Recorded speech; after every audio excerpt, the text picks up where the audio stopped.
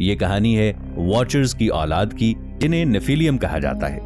اگر واچرز آسمان سے آنے والی مخلوق تھے تو ان کی نسل زمین پر پیدا ہونے والی وہ طاقتور ہستیاں تھیں جنہوں نے صدیوں تک انسانوں پر حکمرانی کی۔ ان کا ذکر بائبل، کتاب حنوک اور دنیا کی کئی تہذیبوں میں ملتا ہے۔ لیکن سوال یہ ہے کہ یہ نیفیلیم اصل میں تھے کیا؟ کتاب حنوک اور دیگر قدیم تحریروں کے مطابق نیفیلیم عام انسان نہیں تھے۔ وہ واچرز اور انسان عورتوں کے تعلق سے پیدا ہوئے تھے۔ ان کا قد، طاقت اور ذہانت عام انسانوں سے کئی گنا زیادہ تھی۔ بعض روایات میں کہا گیا ہے کہ ان کا قد 20 سے 30 فٹ تک ہوتا تھا۔ وہ پہاڑوں جیسے جسم کے مالک تھے اور اپنی طاقت کے بل پر زمین پر حکومت کرتے تھے۔ نیفیلیم کی کہانی خوف اور پراسراریت سے بھری ہوئی ہے۔ کہا جاتا ہے کہ وہ انسانوں کا شکار کرتے تھے، ان کا خون پیتے اور زمین کی ہر چیز پر قبضہ جمانا چاہتے تھے۔ انسان ان کے سامنے بالکل بے بس ہو گئے تھے۔ یہی وجہ ہے کہ زمین پر فساد اور تباہی بڑھ گئی۔ یہ صورتحال اتنی خطرناک ہو گئی کہ خدا نے فیصلہ کیا کہ زمین کو پاک کرنے کے لیے ایک بڑا طوفان بھیجا جائے۔ یہی وہ طوفان ہے جسے ہم حضرت نوح علیہ السلام کے قصے سے جانتے ہیں۔ لیکن کچھ محققین کا یہ کہنا ہے کہ نیفیلیم مکمل طور پر ختم نہیں ہوئے۔ ان کے کچھ نشانات اور نسلیں کسی نہ کسی صورت میں بچ گئیں۔ یہی وجہ ہے کہ دنیا کی کئی تہذیبوں میں دیو قامت انسانوں کی کہانیاں بار بار سامنے آتی ہیں۔ مثال کے طور پر اساطیر میں دیوتاؤں اور ٹائٹنز کی جنگ کا ذکر ہے۔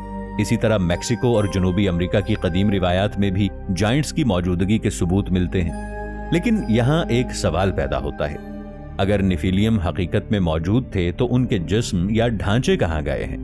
کئی بار دنیا کے مختلف حصوں سے دیو قامت انسانوں کے ڈھانچوں کے ملنے کی خبریں سامنے آئیں۔ اخبارات اور تحقیقی رپورٹس میں ایسے اسکیلیٹنز کی تصاویر شائع ہوئیں جنہیں عام انسان کے مقابلے میں کئی گنا بڑا دکھایا گیا۔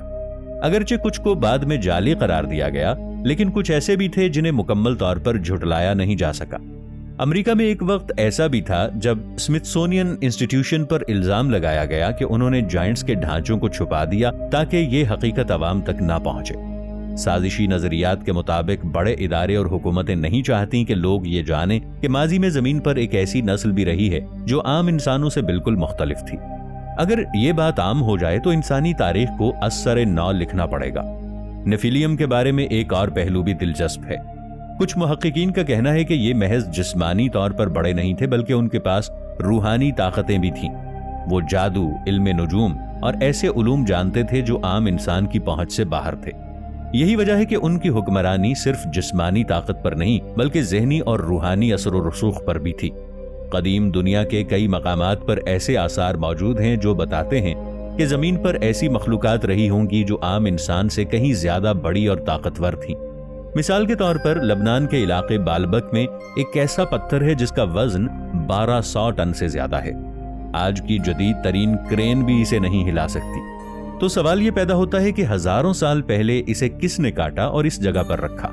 کچھ محققین کا یہ خیال ہے کہ یہ نیفیلیم کی طاقت کا نتیجہ تھا، کیونکہ عام انسانوں کے لیے یہ کام ممکن ہی نہیں۔ قدیم مایا اور انکا تہذیب کے کھنڈرات میں ایسے مجسمے اور تصویریں ملتی ہیں جن میں غیر معمولی قد کے انسان دکھائے گئے ہیں۔ یہ شواہد ہمیں یہ سوچنے پر مجبور کرتے ہیں کہ نیفیلیم محض کہانیاں نہیں تھے بلکہ واقعی تاریخ میں موجود تھے۔ اب اگر ہم مذہبی حوالوں پر دوبارہ نظر ڈالیں تو یہ بات بھی ملتی ہے کہ خدا نے نیفیلیم کی وجہ سے ہی زمین پر طوفان بھیجا تاکہ اس زمین کو پاک کیا جا سکے۔ لیکن دلچسپ بات یہ ہے کہ طوفان کے بعد بھی جائنٹس کا ذکر آتا ہے۔ اس سے سوال یہ اٹھتا ہے کہ کیا ان میں سے کچھ طوفان سے بچ گئے تھے یا پھر واچرز نے دوبارہ کسی نہ کسی طرح اپنی نسل کو زمین پر جاری رکھا؟ سوچ کر دیکھیں، اگر واقعی نیفیلیم زمین پر موجود تھے تو ان کے بچے کہاں گئے؟ کیا وہ سب ختم ہو گئے یا آج بھی ہمارے درمیان چھپے ہوئے ہیں؟ یہ سوال صرف ایک کہانی نہیں بلکہ ایک خوفناک راز کی طرح ہے۔ بائبل میں تو صاف لکھا ہے کہ یہ مخلوق انسانوں اور آسمانی ہستیوں کے ملاپ سے بنی ہوئی تھی۔ لیکن ذرا غور کیجئے، اگر ان کا خون انسانوں میں شامل ہو گیا تھا تو کیا یہ ممکن نہیں کہ آج کی طاقتور ترین خاندان، حکمران یا خفیہ تنظیمیں دراصل انہی نیفیلیمز کی باقیات ہوں؟ سوچ کر دیکھیے، اگر نیفیلیم ہزاروں سال پہلے زمین پر تھے تو ان کی باقیات کہاں گئیں؟ صرف ڈھانچے اور قدیم کہانیاں یا پھر کچھ اور بھی؟ कुछ मुहक्किकीन का मानना है कि नेफिलियम के सिर्फ जिस्म बड़े नहीं थे, बल्कि उनके डीएनए में भी एक ऐसा राज छुपा था जो आज के साइंसदानों के लिए सनसनीखेज है। यही वजह है कि दुनिया की बड़ी लेबोरेटरीज, खुफिया मिलिट्री प्रोग्राम्स और बायोटेक कंपनियां पुरस्कार तौर पर पुराने देवकामत ढांचों के डीएनए पर रिसर्च कर रही हैं। सवाल यह है कि वो ऐसा क्यों कर रहे हैं? अगर ये सिर्फ हड्डियां हैं तो उन पर इतना राज क्यों? कुछ रिपोर्ट्स ये बताती हैं कि इन हड्डियों में आम इंसानों से मुख्तलिफ जीनियाती निशान पाए गए हैं। क्या यह मुमकिन है कि यही नेफिलियम का खून था? और क्या यही गैर इंसानी जीन्स आज के हाइब्रिड एक्सपेरिमेंट्स की बुनियाद बन रहे हैं? अब जरा जदीद दुनिया पर नजर डालें। कितना अजीब है कि फिल्मों और गेम्स में बार बार सुपर ह्यूमन्स, हाइब्रिड सोल्जर्स और जाइगेंटिक म्यूटेशंस को दिखाया जाता है। लेकिन क्या यह सब सिर्फ तफरीह है या फिर असल हकीकत को छुपाने का तरीका?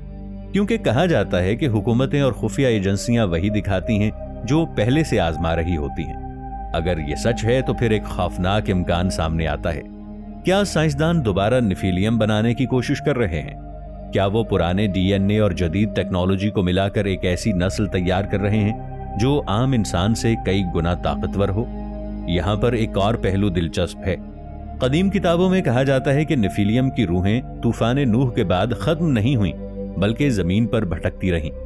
कुछ लोग उन्हें आज के इवल स्पिरिट्स या डीमंस समझते हैं। अगर ये बात सच है तो जरा सोचिए, अगर ये बेजसद अरवा आज भी जिंदा हैं, तो क्या वो नए हाइब्रिड जिस्मों में वापस आने का इंतजार कर रही हैं? सोचिए, एक दिन ऐसा आ सकता है जब वो दोबारा अपनी जिस्मानी शक्ल में लौटेंगे, लेकिन इस बार वो सिर्फ कदीम जायंट्स नहीं होंगे, बल्कि जदीद टेक्नोलॉजी और डीएनए इंजीनियरिंग के मिलाप से कहीं ज्यादा ताकतवर एक ऐसी नस्ल जो शायद इंसान को मुकम्मल तौर पर गुलाम बना दे। शायद यही वजह है कि आज दुनिया तेजी से एक ऐसे दौर में दाखिल हो रही है जहां इंसान और मशीन का फर्क मिट रहा है। अगर नेफिलियम वापस आए तो वो सिर्फ जिस्मानी ताकत से नहीं, बल्कि मसनूई जहानत और जेनेटिक इंजीनियरिंग के साथ आएंगे। तो सवाल ये है, क्या इंसान इस बार उनका मुकाबला कर पाएगा, या फिर एक बार फिर वही तारीख दोहराई जाएगी जिसने जमीन को खौफ और अंधेरों में डुबो दिया था? अगर ये सब सच है तो शायद हमारी दुनिया वो नहीं जो हम समझते हैं। हो सकता है हम एक ऐसे खेल के किरदार हैं जिसके असल मास्टर वही कदीम मखलूक है, और अगर वो वाकई वापस आने वाले हैं तो आने वाला वक्त इंसानियत का सबसे बड़ा इम्तिहान होगा।